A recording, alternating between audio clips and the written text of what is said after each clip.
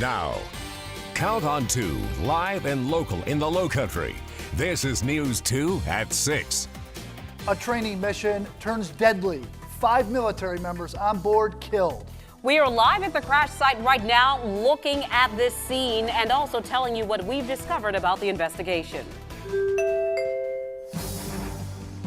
We are following breaking news right now out of Savannah, where a military plane crashed, killing 5 people on board. Do you want to show you that picture, an image from the scene, and you can see the plane is still on fire. All you can see is the remnants, the tail part of that military plane. Smoke was filling the sky. Emergency crews on scene to help. We know the C-130 Hercules plane crashed around 11:30 this morning in Chatham County. It happened on Gulfstream Road and Highway 21. The crash shut down that highway, but fortunately no cars were involved in that crash. Which is incredible, considering sure that's a very busy stretch of roadway. But again, no one on the road, as we are told right now, no cars involved. News 2's Libba Holland is live in Savannah near the crash site. Libba, you've been there for a couple of hours. Tell us the latest that you found out. You said something about it performing a training mission when it went down. That's right, Brendan, Carolyn. The scene is actually just behind me, though this road behind me just opened up, so traffic is starting to flow through. That's the reason this truck is just behind me. But yes, this C-130 Hercules was performing a training exercise, and it had just taken off at the Savannah airport when it crashed here on Highway 21. Highway 21 is a very busy main road here in the Port Wentworth area. It intersects with many other roads, and this block will be blocked off for an indefinite amount of time as this investigation gets underway.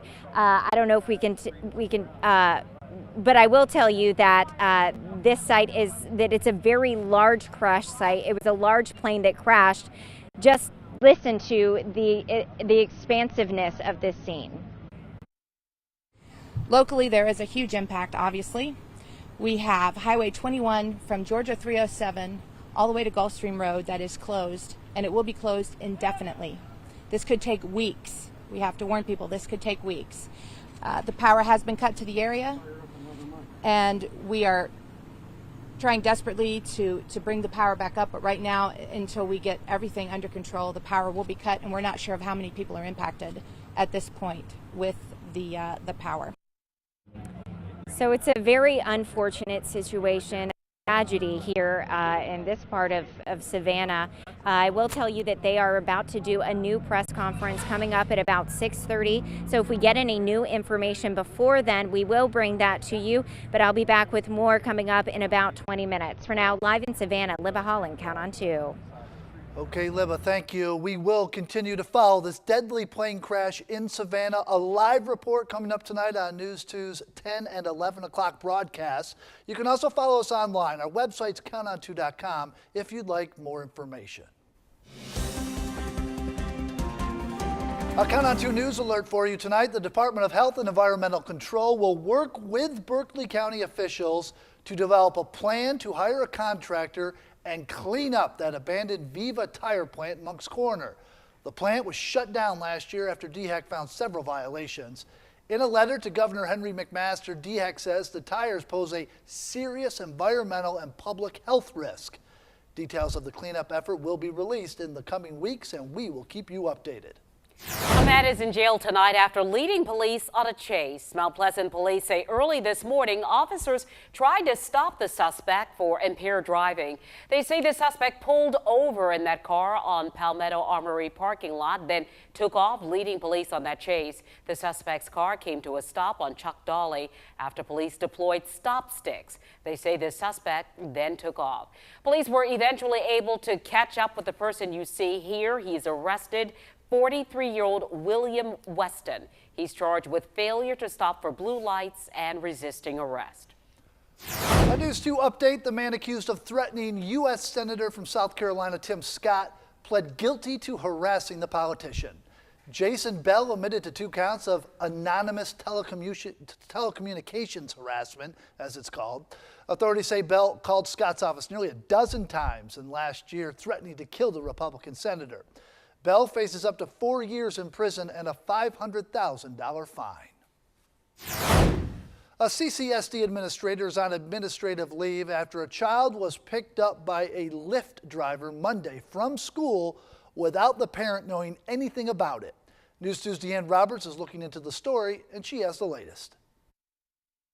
Mikkel Hayworth's mother has a normal routine of picking her son up from right here at Springfield Elementary School every day at 6 o'clock, except things were a little different on Monday when a Lyft driver picked her son up and she has no idea who called that Lyft. As some of you may know, Lyft is a ride-sharing app. It averages 1 million rides per day in the United States and Canada, according to CNN. But one of those rides happening just 2 days ago right here in the Low Country led a mom to believe her child was missing. According to a police report, the Charleston Police Department responded to Springfield Elementary due to a possible child abduction. That's when they found out a chaperone for student pickup put Hayworth in a gold SUV that happened to be a Lyft. 10 minutes later, his mom arrived asking where her son was. She then found out he was picked up by an unknown driver and called the police. At the same time, the Lyft driver called 911, letting them know a little boy she picked up at Springfield Elementary didn't know where he lived. That's when police met with the Lyft driver, picked up Hayworth, and handed him off safely to his mom. I reached out to the company Lyft, and they sent the following statement. This incident is deeply concerning. We are relieved that the child is safe, and we stand ready to assist law enforcement. It is against Lyft's terms of service to transport a minor without an adult present, even under these circumstances. We have been in touch with the driver about this policy. I did reach out to the woman that was driving the Lyft car. I haven't heard back from her just yet, but the Charleston Police Department says they're still investigating, trying to figure out who Abby is. She's the woman that called the Lyft. We'll bring you the latest here on News 2. Reporting in West Ashley, Deanne Roberts, Count on 2. Following the incident, the Charleston County School District released the following statement. CCSD is committed to ensuring that our students' health, wellness, and safety is our highest priority. We are aware of an incident that occurred at Springfield Elementary School and are currently involved in a thorough and active investigation based on allegations. 2 former Moncks Corner police officers are now permanently memorialized outside Town Hall. Corporal Marcus Stiles and Private First Class Lonnie Wells paid the ultimate price responding to a domestic violence call. This happened 11 years ago. Police say the officers ambushed by the suspect.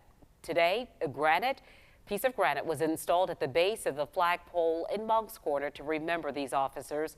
The town provided police badges that are part of the face of the memorial. The memorial was made possible by private donations. Chester County one step closer to finding a solution to the flooding problems near Eagle Creek. At the end of April, the Army Corps of Engineers approved a flood study request for the areas along that creek. People living there say flooding in part of the county has become especially bad in the last 3 years and say they've been working with officials to try and find a solution. They are hopeful now that a flood study request has been approved. That flood study could take up to 2 years to complete, but officials are hopeful that it will be addressed sooner than that.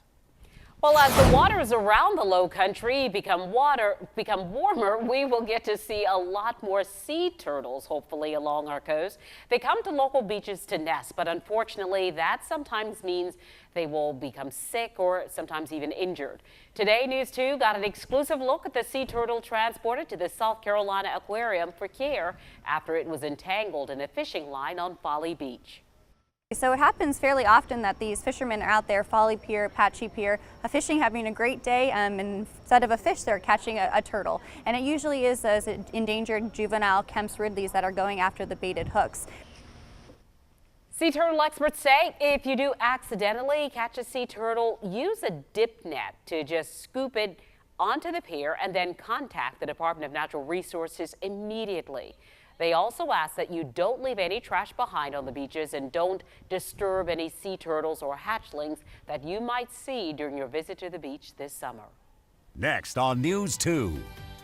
A man wanting to take back control of his own money after the courts deemed him unfit to take care of it himself. We'll tell you what happened following an investigation. It's tonight's Call Colette report.